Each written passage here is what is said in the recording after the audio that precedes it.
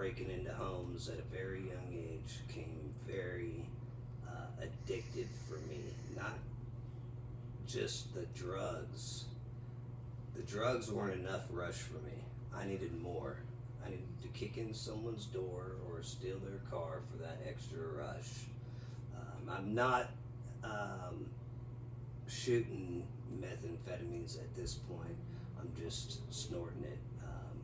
And I did that for several more years.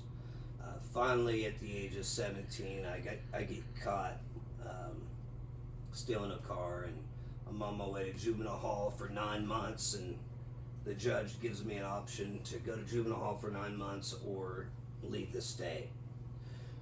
So here comes my dad from Oklahoma City, and he picks me up and we drive back down to Oklahoma, and no matter where you go, there you are.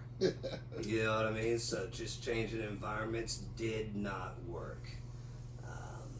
I knew people here. I grew up here as a kid, just about 7th grade. So I only knew, till about 7 years old. So I only knew a handful of kids. But by the time I came back, I fell into the wrong crowd, because that's what I was looking for.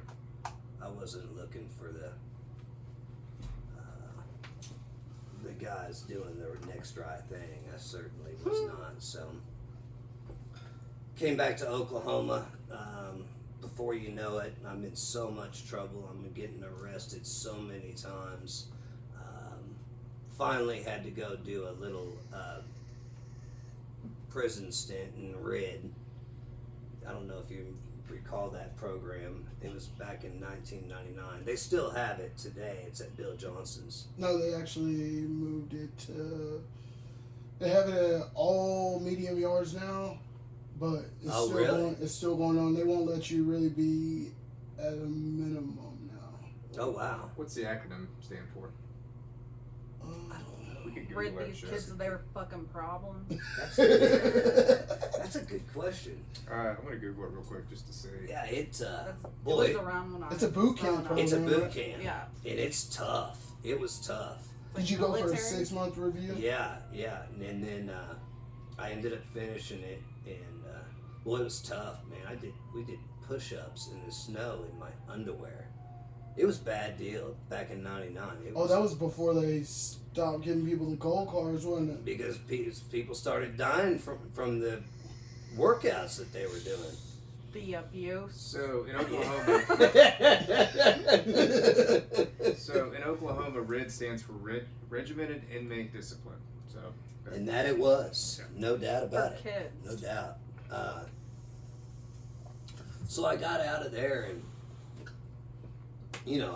before I went, I was totally addicted to shooting methamphetamines at this time, and I just absolutely loved doing that, and the rush that I got from breaking into houses or whatever. But I go to the RID and finish that. I get my GED. By this time, I'd been to 5 different high schools and never got out of the 9th grade. So I was in 5 different schools in 9th grade. Did you just go to school in Oklahoma City? No, I was in Kansas, California, and Oklahoma City. What schools did you go to here? Putnam City North. I went to PC North. Yeah, Putnam City North. For a little bit, for like In 2 months. 90, let's see here, I'd have been 17 or 18.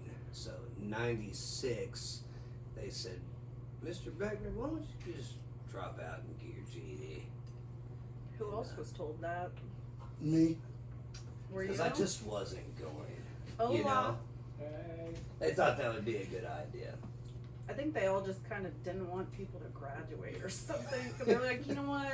You're fucked up. And you should just get that GED. Yeah, they tried to send me to many different schools too. I know exactly what you're talking about. I went to Metro Tech. I went to Favor and Guthrie. I got kicked out of John Marshall, PC North. I don't even know what school. I went to like 20 different schools. Wow. Yeah, I thought I went up to a lie. I went to 5 in 3 different states and never made it out of the 9th grade. But I did get my GED in prison. Good for you. The first time in prison when I was in that RID program. So got out, man, and I was done with the meth. I was so done.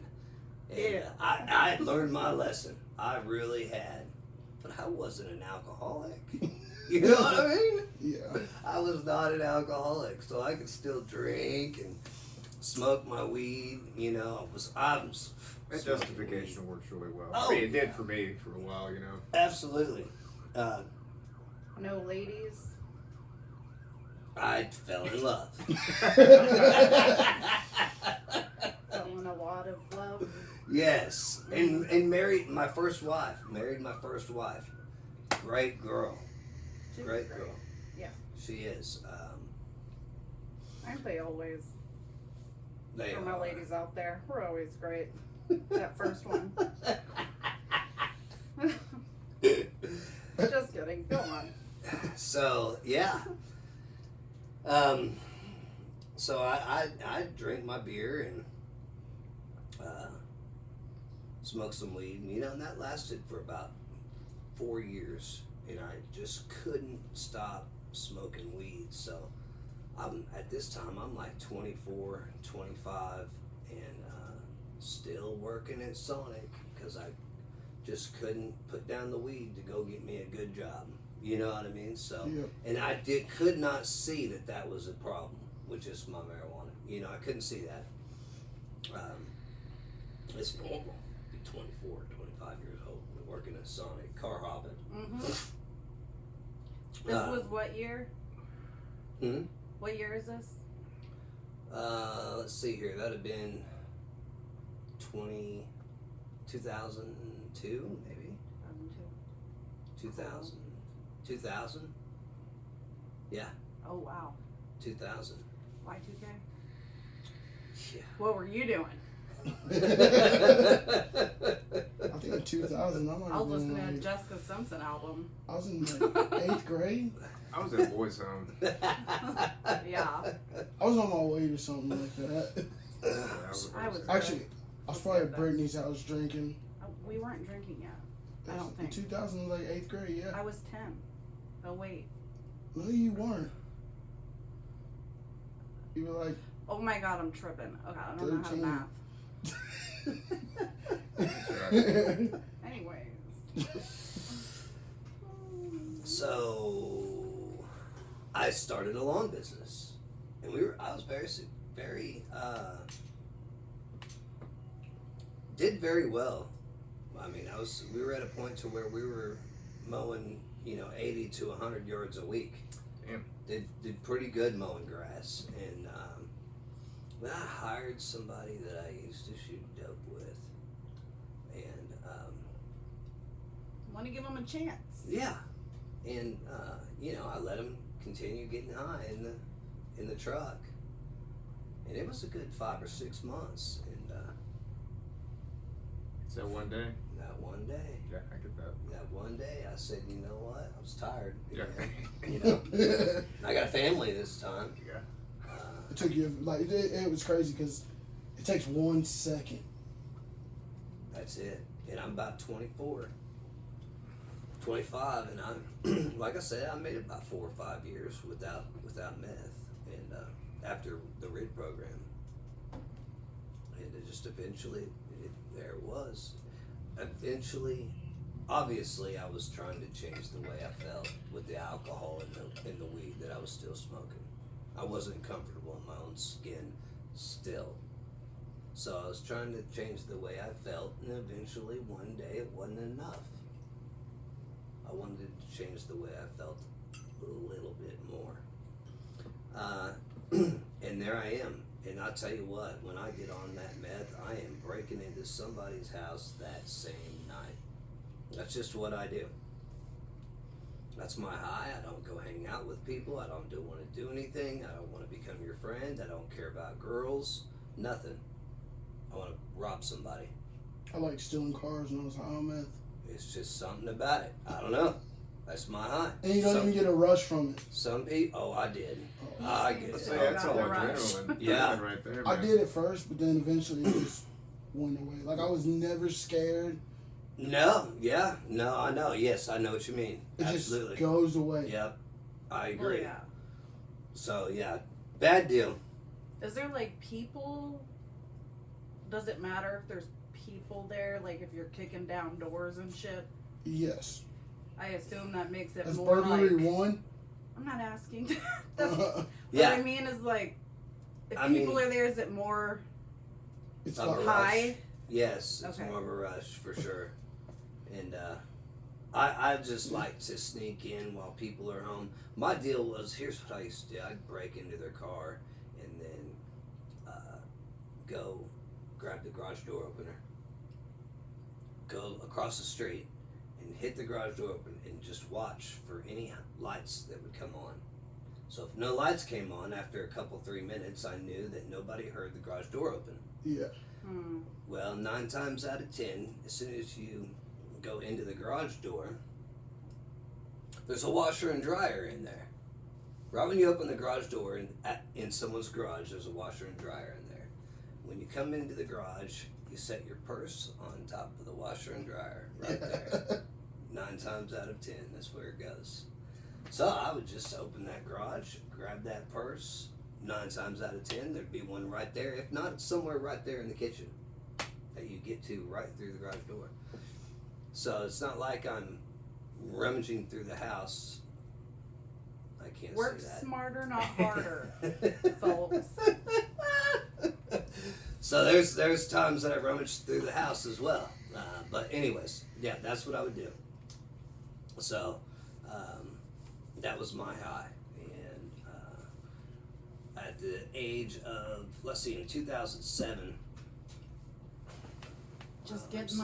my meth. In 2007, I'm doing this in broad daylight. So I've got my employees. I dropped my employees off at a job site. Yeah. So we're doing a $5,000 tree job about 1.5 miles away Always from the truth, where I swear. drive off into Bluff Creek Addition off Hefner and MacArthur. Yep. So I'm driving off into this addition over there and pull over and I do a shot of dope right there in my truck. I see this house.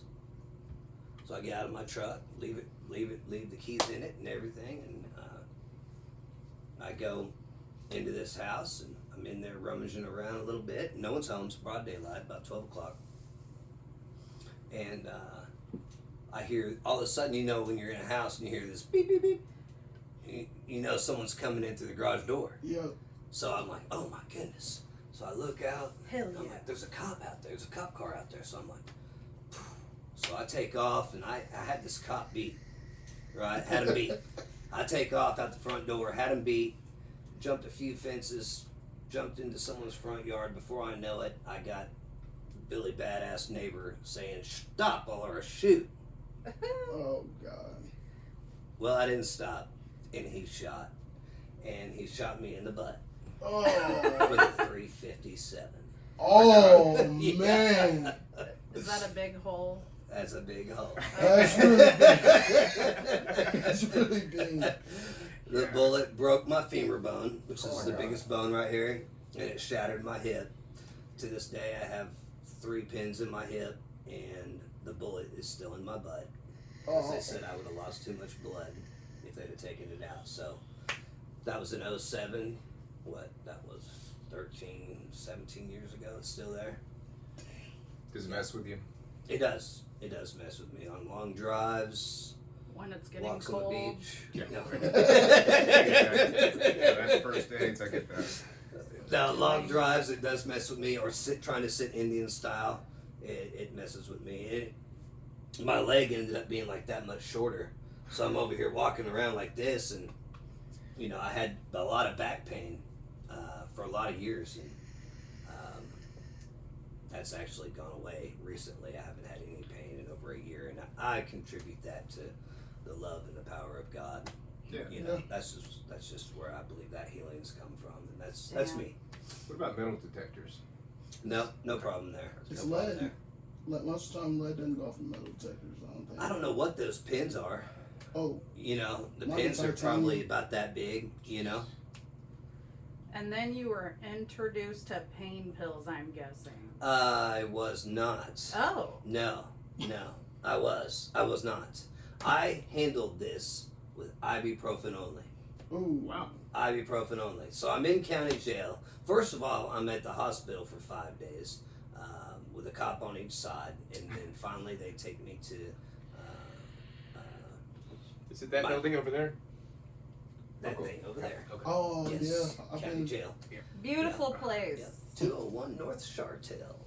Great That's my floors. address for many years, many times. So yeah, and my dad came and visited me at the hospital. They wouldn't let him come in the room, and I'm like, I've been on drugs. What was he supposed to do? Yeah, he's Like give you drugs? No, I was just told him I'd been on drugs. I'm sorry, I Oh. am coming out, and he's 30 feet away from me, looking in to the hospital room. You know what I mean? This is when I'm in the hospital, and Like a lucid moment. yeah, they wouldn't let him come in, and so yeah, but so I ended up down at county jail, and they tried to offer me a OR bond, and all I needed was an address. No, that wasn't this time. Nope, that's a different time. So this time they took me down to Spencer in this church and had my court date in this church in front of like 200 kids, fully shackled in my oranges, judges and everything. Me and 3 other inmates go to have our courtroom in Spencer at this church, What? just to be like a To prove Scared a As straight point. like program, an maybe? scared example? straight Yeah. program probably is what it Ah. was, and they had me speak to the kids because I'm one of the guys that didn't get sentenced to prison in that deal, and but yeah, anyways. So I went to this place after that. After I got out, I went to this place called My Brother's Keeper. Great program if you're ready for that. You know what I mean? 24/7 Jesus. No counseling, no therapy, no rehab. It's 24/7 selling banana nut bread and preaching to people, and that was not me yet. That's how Teen Challenge I was is. not ready for that. You know what I mean? It was a cool program. It was great. 3 months in, I'm like, man, I am good to go. I am ready. I need to get back to running my lawn business that I've pretty much ran into the ground. It's time to get back to work. So that's what I did. After 3 months, I left. You said you had a family. Were you talking about like wife and kids? Or? Yeah, I'm married at this time. My daughter is probably 4. She was born in 03. I got shot in 07. So yeah, she was 4. So I come back home and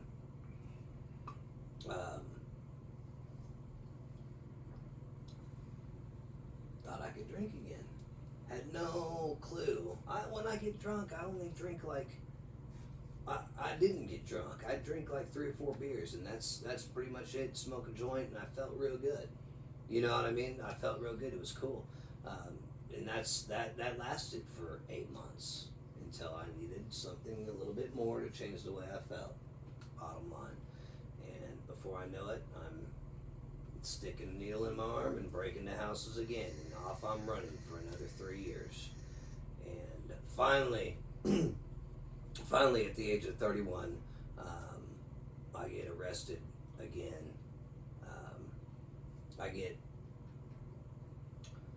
I break into this house and grab 2 purses off the kitchen counter.